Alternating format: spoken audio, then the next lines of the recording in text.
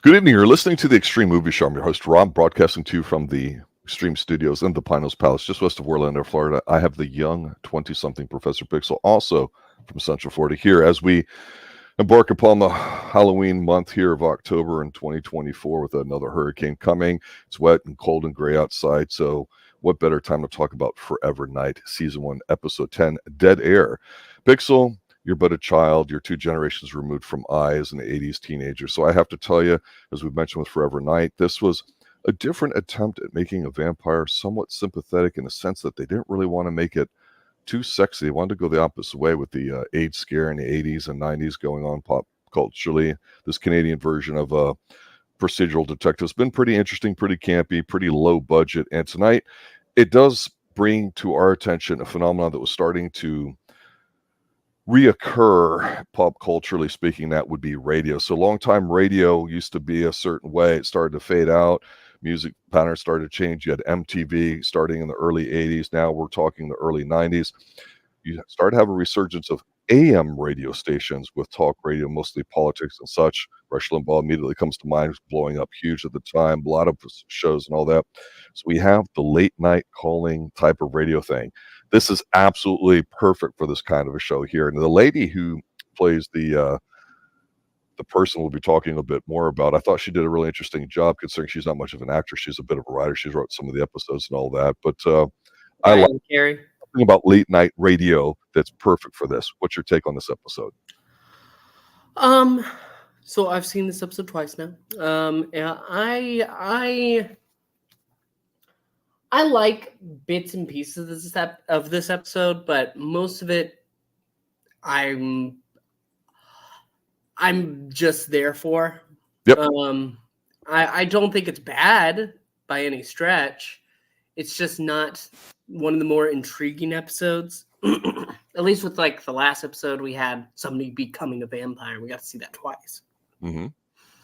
Here we have really just a sick freak that breaks out of a psych ward and is after our radio hostess. Yes. And it's kind of funny because I really think that this episode, in a lot of ways, in the flashbacks we get, they're in a lot of ways more interesting than the actual plot because we get LaCroix back and he's dealing with his daddy issues. But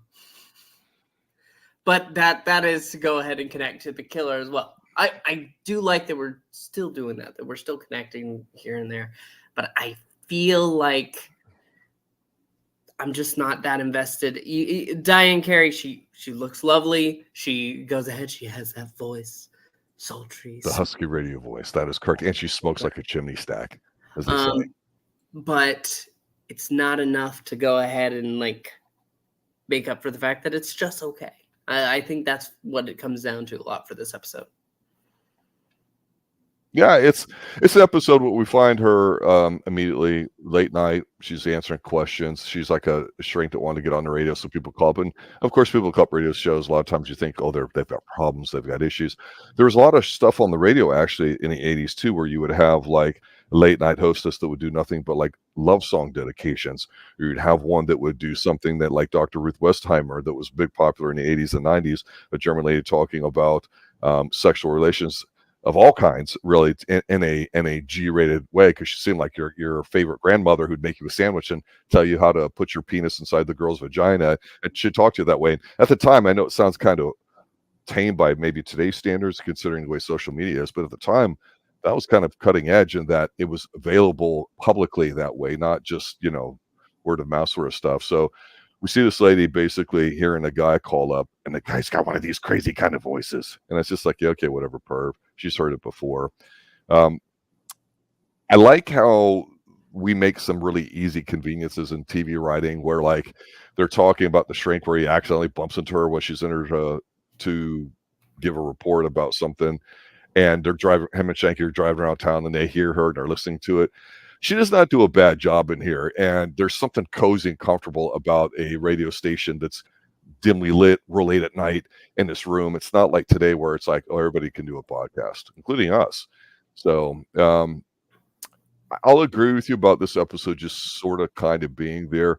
One thing they did do well in here, though, is that when this guy basically talks about kidnapping something and killing it and they investigating it, it does feel a little bit dreadful, but I have to agree. This is an episode where when you mentioned the backstory is more interesting to the main story. And the main story's got some pluses in that, Nick actually kind of decides to do the Superman thing and check things out. And he's kind of yucking it up, walking around, checking everything out. But it's an episode that could have called for something, I don't know, violence, something, I don't know what. This is just a talking episode about people and freaks and stuff. And so it's like, you don't care what the hell's going on. You want to hear LaCroix because he looks a little goofy, but the few times we've seen him, he's really come across as very dominant and very good, actually. I do appreciate that. I like that a lot. I could care less about the so-called killer or whatever the third act's going to be, right? It's just kind of dumb. It's just that he brings her along to kind of look at some stuff, and she's fine.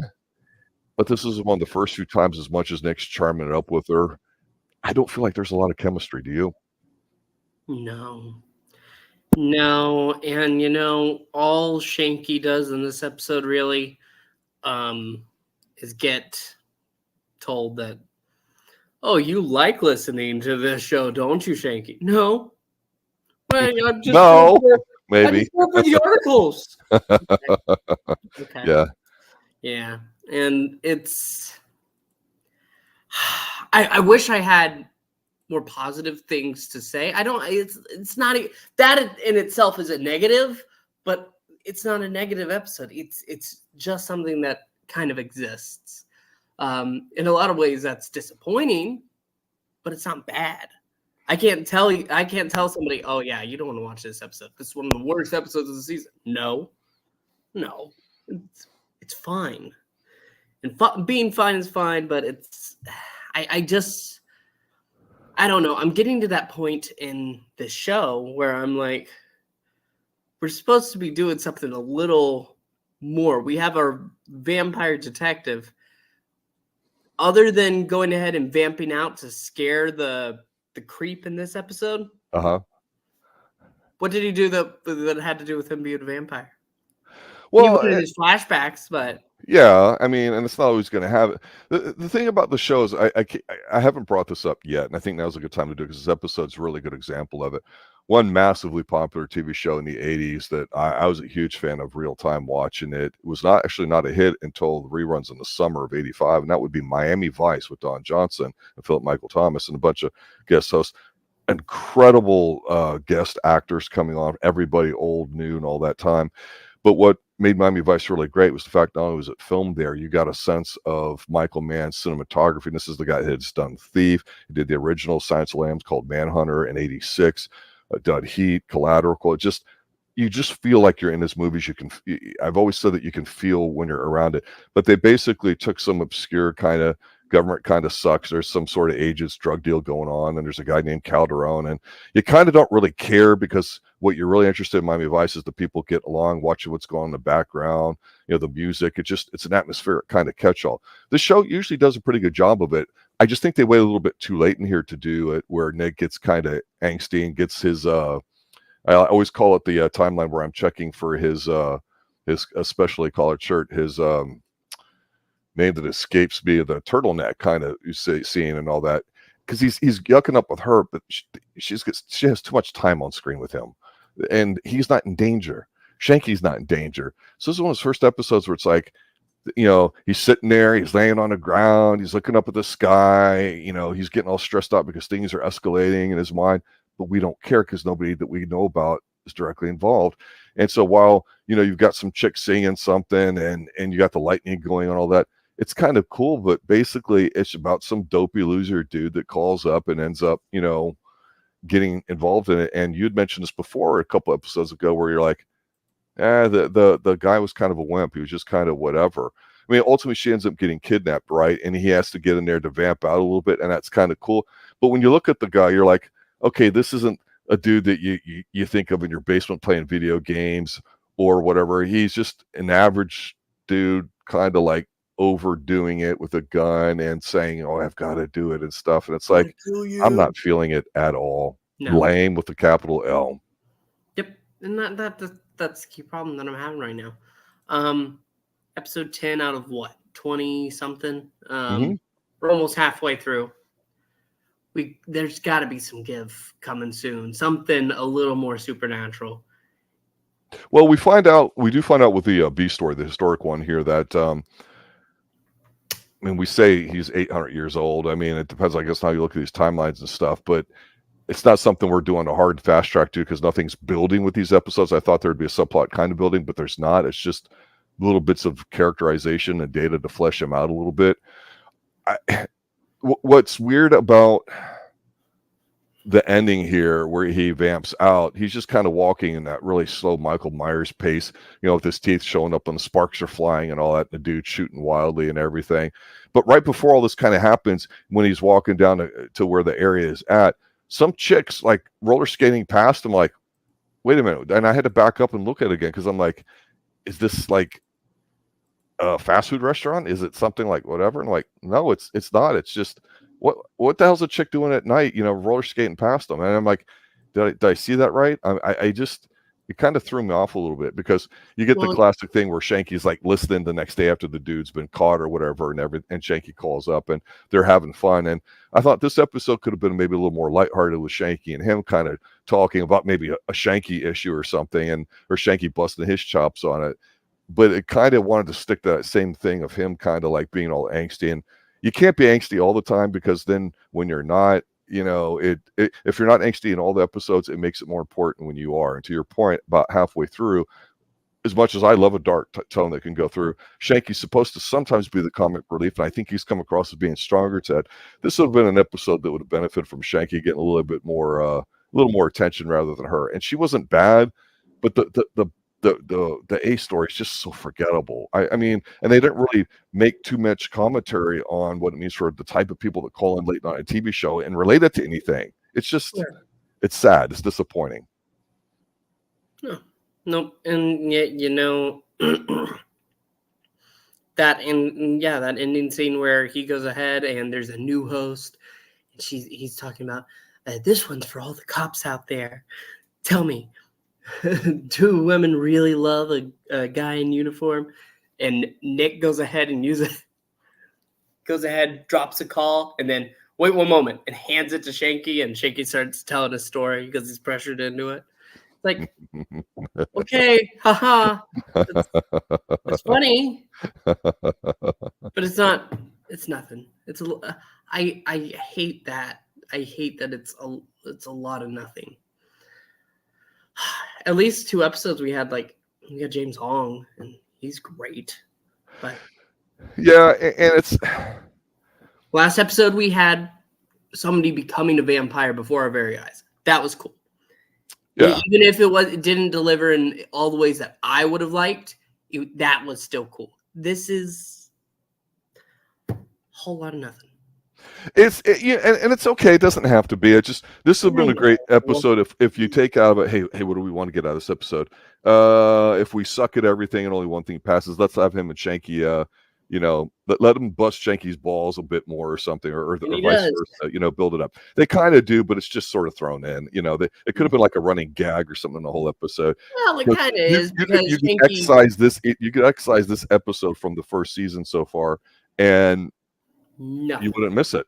I mean, because there's nothing significant about it for anybody character-wise or what's going on, at least in my opinion. So we've reached the prisoner episode of Forever Night. No, sorry. You keep ragging on the prisoner, but half those episodes, there's nothing. Half of those episodes are great, and then half of them just did not need to exist. Yeah, well, it could have been something this episode if they went to the Raven and something goofy happened there, or I don't know. But it's just it give felt me like the Raven. Give me the Raven fighting with another vampire bar on the side of town, and they're vampires fighting vampires, and it's a gang war, and Nick has to hide the fact that it's vampires. That could have been cool. Something like that. Give me some action. That's like the whole season right there. Yeah. Well, I mean, the show's not about action really. It's about the angsty. It's about the concept or whatever. It's about something that you can talk about. And here, you just don't really get it. I do like the late night radio thing. I think that's a good idea. I love that too. That entire like idea for a plot, just using that subject for a plot. I love that. I do. It's not done well here though. It's there. Yeah. Yeah. It's like they had a school assignment and this was it. I think sometimes what happens in seasons, and I've heard this before with episodes, but because when TV is 20 to 26 episodes a season, let's say, that you're going to have a few that you're over budget, or somebody gets sick, or you have to rewrite it, or just shit happens and stuff. And, just things out of your control. And you're just basically, the bottom line is you've got to get something done. So it's not about that it's 100% best it could be. You got to have something there, and hopefully you're on target time-wise as you're filming and everything too, and rushing where it just doesn't get done. This doesn't necessarily feel rushed or poorly produced. It's like, let's just stick this one in here. Like they just filmed and got it out of the way. And I'll admit that. So not all of them are going to be bangers. This one definitely is not. So I'll leave it at that. Any other final thoughts? Nope. Let's wrap it up. All right, there you go, ladies and gentlemen. Episode 10, season 1, Forever Night. Correct, sir.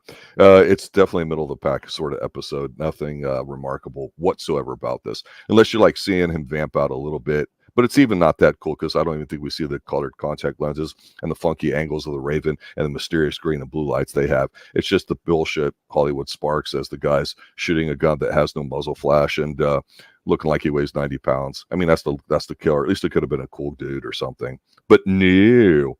Thank you, Forever Night. Good night now. This is not a Dan Curtis production.